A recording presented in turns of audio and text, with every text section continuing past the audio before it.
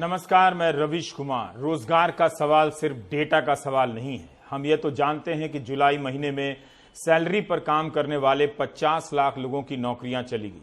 50 लाख छोटी संख्या नहीं है कि इतने लोगों के सड़क पर आने की बात 2-4 ट्वीट और एक हेडलाइन से खत्म हो जाए। लेकिन जिनकी नौकरी गई है, क्या वे सोशल मीडिया पर अपने वर्तमान और भविष्य को लेकर बातें कर रहे हैं, या इस वक्त गुमनामी के अंधेरे में हैं, इस उम्मीद में कि चुप रहने से ही शायद दूसरी नौकरी मिलेगी। वीडियो बनाने या पोस्ट लिखने से कहीं दूसरी नौकरी भी ना मिले। हमारे पास उनके जीवन के बारे में विश्लेषण करने का कोई जरिया नहीं है।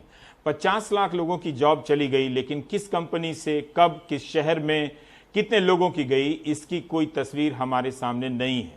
कुछ लोगों ने जरूर ट्वीट किए हैं। प्रधानमंत्री कार्यालय को, प्रधानमंत्री को, अक्षय कुमार को, वित्त मंत्री निर्मला सीतारमण को, गृह मंत्री अमित शाह को टैग करते हुए कहा है अपनी बातें।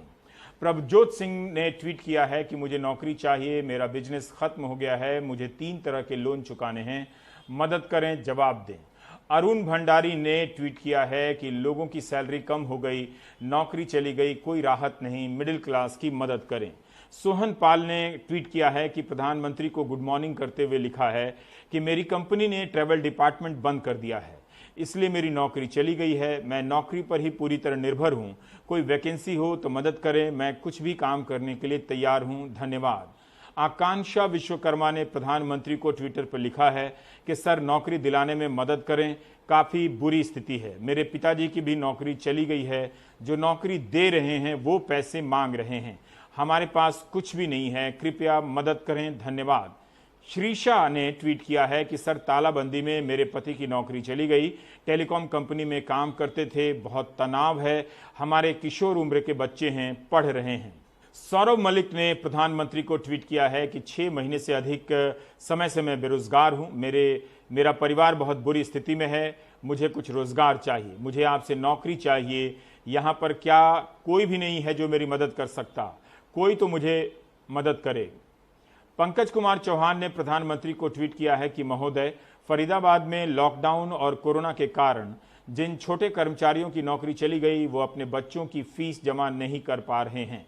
प्राइवेट स्कूल वाले फीस मांग रहे हैं, नहीं तो नाम काट देंगे बोल रहे हैं। जब घर चलाना मुश्किल हो रहा है तब वो क्या करें? आप कुछ कीजिए, उनकी समस्या हल करें और उन्हें रोजगार दिलाएं। प्रभात कुमार शर्मा ने प्रधानमंत्री को ट्वीट किया है कि आदरणीय प्रधानमंत्री जी, मैंने आपके बेरोजगारी भत्ते के बारे में पढ़ा है। मैं एक फार्मा कंपनी में कार्यरत था, मगर कोरोना काल में मेरी नौकरी चली गई। बहुत प्रयास करने पर भी कोई नई नौकरी नहीं मिल रही है। बेटी का भी स्कूल बंद करना पड़ा है। आपके द्वारा शुरू किया गया बेरोजगारी भत्ता योजना पाने के लिए हमें क्या करना होगा? कृपया मार्गदर्शन करें। हमारा ESIC में एनरोलमेंट नहीं है, थोड़ी मदद कीजिए।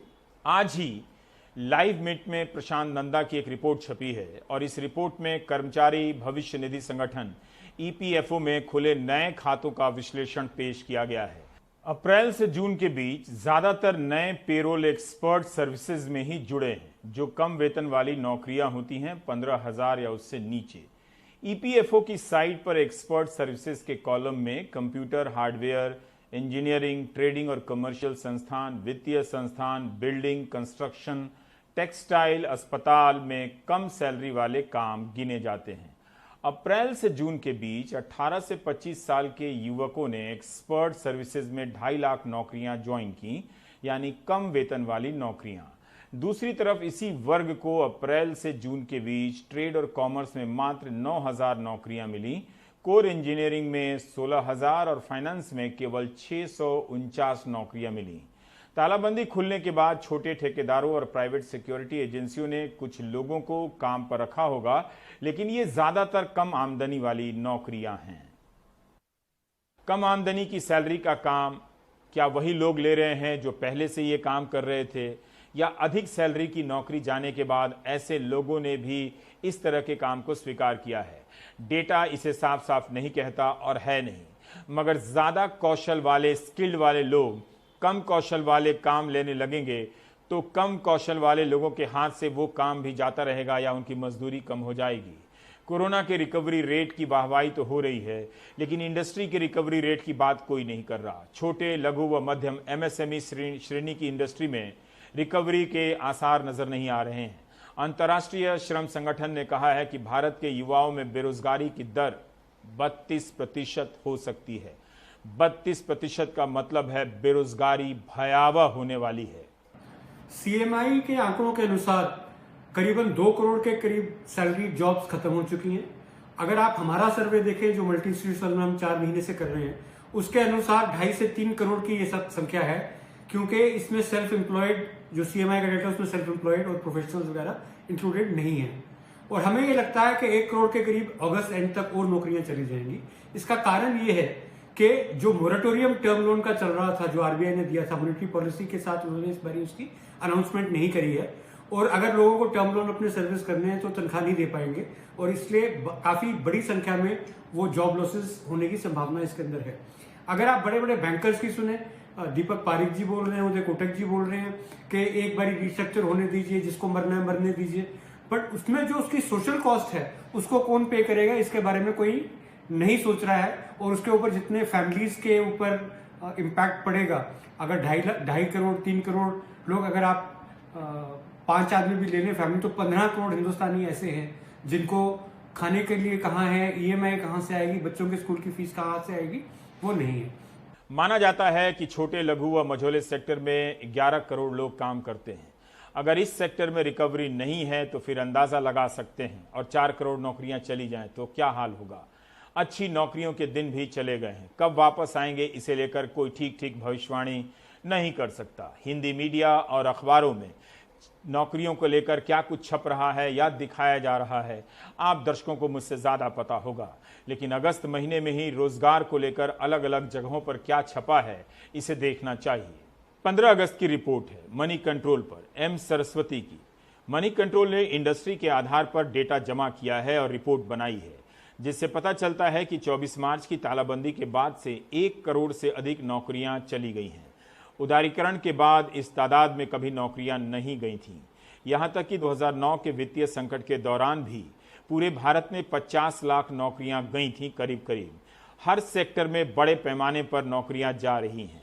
इस रिपोर्ट के अनुसार ज्यादातर सेक्टर में 1 लाख से लेकर 10 लाख लोगों की नौकरियां गई हैं।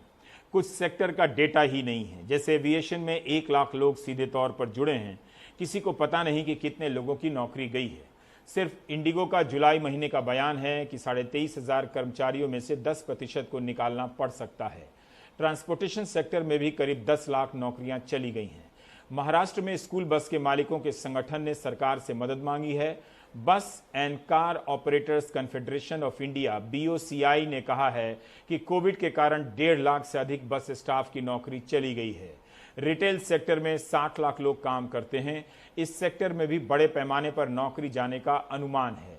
मॉल्स तो खुल गए हैं, लेकिन वहां की नौकरियां भी बहुत कम हो गई हैं। 2 लाख तक नौकरियां जा सकती हैं इस सेक्टर में। होटल और रेस्तरां सेक्टर का अनुमान है कि अगस्त तक इस सेक्टर में 38 लाख लोगों की नौकरी जा चुकी है। इस सेक्टर में 3.5 करोड़ लोग काम करते हैं। ट्रैवल एंड टूरिज्म में अभी तक 55 लाख नौकरियां चली गई हैं। कोलकाता की एक ट्रैवल कंपनी ने 90% कर्मचारी निकाल दिए हैं। इस सेक्टर में 2 करोड़ लोग काम करते हैं। इस कंपनी में ट्रैवल डेस्क, हर कंपनी में ट्रैवल डेस्क होता है, जो अधिकारियों की यात्राओं की प्लानिंग और टिकट बुकिंग का काम करता है।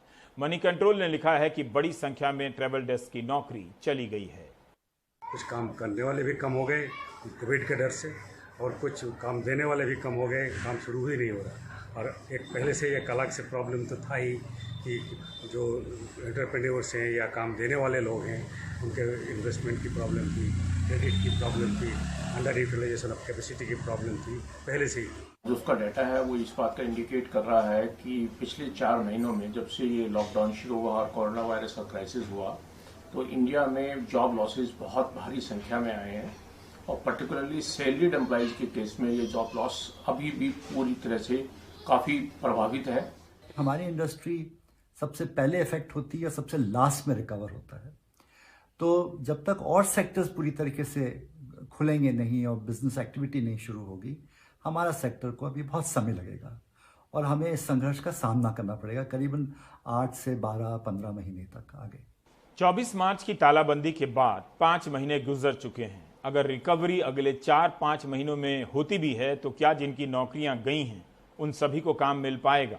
मिलेगा तो भी क्या पुरानी सैलरी फिर से मिल जाएगी, जहां तक पहुंचने में उन्हें कई साल लगे थे। इसी संदर्भ में लिज मैथ्यू, हरिकिशन शर्मा की रिपोर्ट देख सकते हैं जो इंडियन एक्सप्रेस में छपी है। इस रिपोर्ट के अनुसार 11 जुलाई को भारत सरकार ने नौकरियों के लिए एक वेबसाइट लॉन्च की, वेब पोर्टल। 40 दिनों में 69 लाख लोगों ने इस पोर्टल पर अपना नाम दर्ज कराया है, लेकिन बहुत कम लोगों को नौकरियां मिली हैं। 14 अगस्त से 21 अगस्त के बीच 7 लाख से अधिक लोगों ने पंजीकरण कराया है, लेकिन नौकरी मिली है मात्र 691 लोगों को। कौशल मंत्रालय और आत्मनिर्भर स्किल्ड एम्प्लॉय और एम्प्लॉयर मैपिंग असीम के डेटा के अनुसार 3.7 लाख लोगों की नौकरी की जरूरत थी, सिर्फ 2% को मिली है। 69 लाख प्रवासी मजदूरों ने पंजीकरण कराया है, जिनमें से 1,49,000 को काम की पेशकश हुई है, मगर ज्वाइनिंग सिर्फ 7,700 ने की है। लोग इस वेबसाइट पर कई तरह के काम के लिए तेजी से पंजीकरण करा रहे हैं, मगर काम बहुत धीमी रफ्तार से मिल रहा है। डेटा के अनुसार 514 कंपनियों ने इस पोर्टल पर पंजीकरण कराया है। इनमें से 443 कंपनियों ने 2,92,000 नौकरियों की सूचना दी है, लेकिन सिर्फ 1,49,000 लोगों को ही नौकरी की पेशकश हुई है। काम के लिए लोगों को खोजने वाली कंपनियों की संख्या के पंजीकरण में भी तेजी नहीं आ रही है। भारत सरकार के पोर्टल पर 600 कंपनियों का भी पंजीकरण नहीं हुआ है, लेकिन दिल्ली के रोजगार मंत्री के दावे के अनुसार दिल्ली सरकार के जॉब पोर्टल पर 6,000 कंपनियों ने विज्ञापन दिए हैं। 10 लाख जॉब की पेशकश हुई है, जबकि भारत सरकार के पोर्टल पर 3 लाख जॉब की भी पेशकश नहीं हुई है। मंत्री गोपाल राय ने कहा है कि जब से पोर्टल लॉन्च हुआ है तब से कुल मिलाकर 22 लाख नौकरियों का विज्ञापन मिला है। सरकार ने इसे वेरीफाई करने के लिए एक टास्क फोर्स का गठन किया है। लगभग 8,60,000 लोगों ने नौकरी के लिए आवेदन किया है। क्या वाकई ऐसा है कि 22 लाख काम का विज्ञापन हुआ है और काम मांगने वाले 9 लाख से भी कम हैं? तो फिर भारत सरकार के पोर्टल पर स्थिति एकदम उलट नजर क्यों आती है? दिल्ली के जॉब पोर्टल में अगर कोई रजिस्ट्रेशन करवाना चाहता है तो सबसे पहले jobs.delhi.gov.in कर साइट पर जाना पड़ेगा। इस साइट में जिन्हें नौकरी चाहिए और जो नौकरी देना चाहते हैं, दोनों के लिए पंजीकरण करने का विकल्प है। रजिस्ट्रेशन के प्रोसेस में यानी प्रक्रिया में सबसे पहले मोबाइल नंबर डालना है और फिर मोबाइल पर एक OTP आएगा।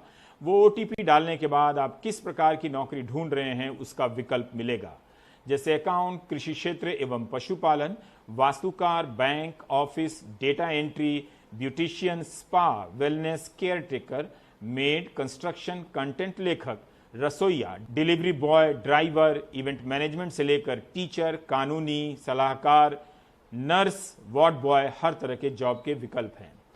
आपकी योग्यता और रुचि के हिसाब से आपको अपना डिटेल भरना पड़ेगा। एक बार डिटेल भर देने के बाद जहां जहां वैकेंसी है उसकी डिटेल आ जाएगी। आप सुविधा के हिसाब से वहां आवेदन कर सकते हैं। अलग अलग रिपोर्ट की यही दिशा है कि नौकरियों के मिलने के मामले में रिकवरी होती नहीं दिख रही है, धीमी से भी कम गति है। इसका डेटा ही नहीं है कि जिन लोगों को काम मिला है वे लोग तालाबंदी से पहले कितनी मजदूरी या सैलरी पर काम कर रहे थे। इससे पता चलता कम से कम कि सैलरी या मजदूरी में कितनी कमी आई है। एक तीसरी रिपोर्ट है centre for monitoring Indian economy CMIE की, जिसकी काफी चर्चा है। इस रिपोर्ट के अनुसार अप्रैल में 1,77 लाख वेतनभोगी कर्मचारियों की नौकरी चली गई। मई में 1 लाख वेतनभोगी कर्मचारियों की और नौकरी चली गई, लेकिन जून में करीब 40 लाख नौकरियां वापस भी आ जाती है। मगर जुलाई महीने में 50 लाख वेतनभोगी कर्मचारियों की नौकरी चली जाती है। CMIE के डेटा के अनुसार अप्रैल से जुलाई के बीच 1,89,00,000 लोगों की नौकरियां गई हैं। ये लोग नियमित सैलरी पर काम करने वाले लोग थे। आमतौर पर छोटे काम पहले खत्म होते हैं जो ठेके पर होते हैं, मगर ये डेटा बता रहा है कि स्थायी रूप से काम पर भी गहरा असर पड़ा है। मिडिल क्लास भले चीख चिल्ला नहीं रहा है, लेकिन इसका मतलब नहीं कि वो तकलीफ में नहीं है।